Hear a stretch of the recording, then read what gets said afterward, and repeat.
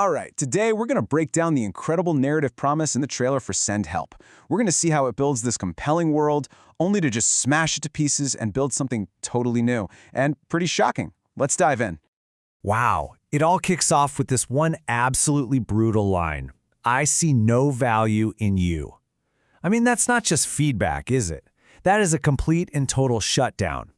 It throws us right into the core of the story, this raw struggle for power and worth in a world that's all about hierarchy.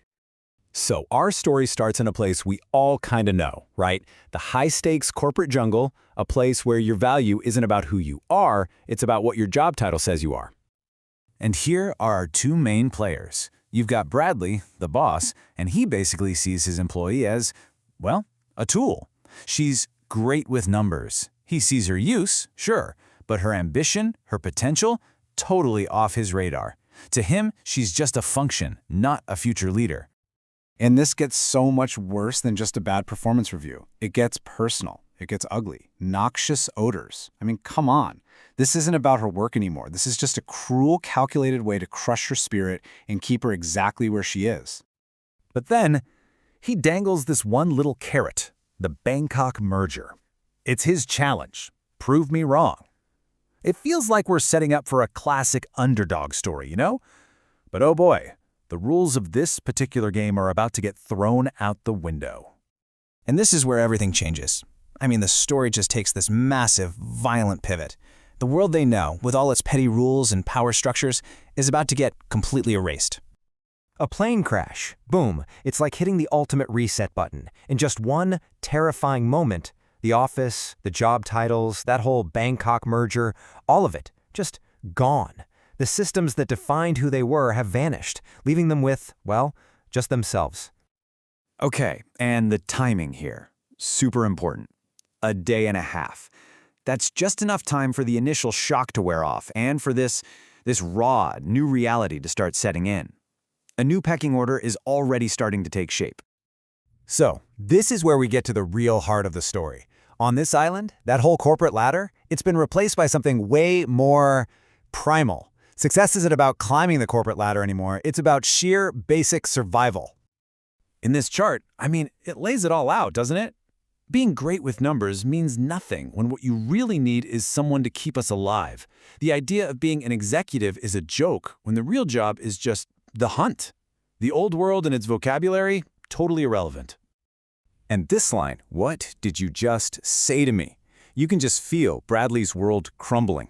He's not just angry, he's confused. He is in total disbelief. He literally cannot process that his authority, the very thing that defined him, has just evaporated. And here it is, the big moment, the great power flip. The entire system that held her down has been shattered, and a new one has risen from the ashes, with her at the very top. You can almost feel the desperation here, can't you? He's pulling out his last card, the only one he has left. I'm your boss. He's trying to invoke the rules of a game that isn't being played anymore. It's all he's got. And her reply is just perfect. So calm, so simple. We're not in the office anymore, Bradley. With those few words, she doesn't just challenge his power, she completely erases it. That is the new law of the land, and she just laid it down. So yeah, the flip is total. The woman who was literally told she had no value is now the single most important person there. Why? Because her practical skills are the ones that actually matter now.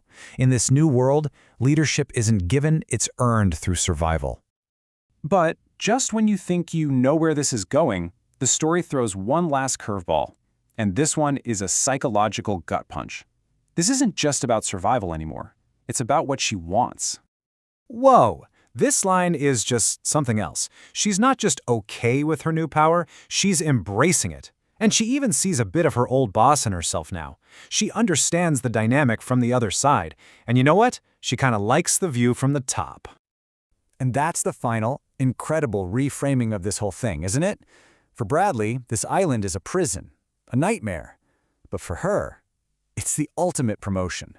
The crash gave her the one thing the corporate world never would have: total, absolute power.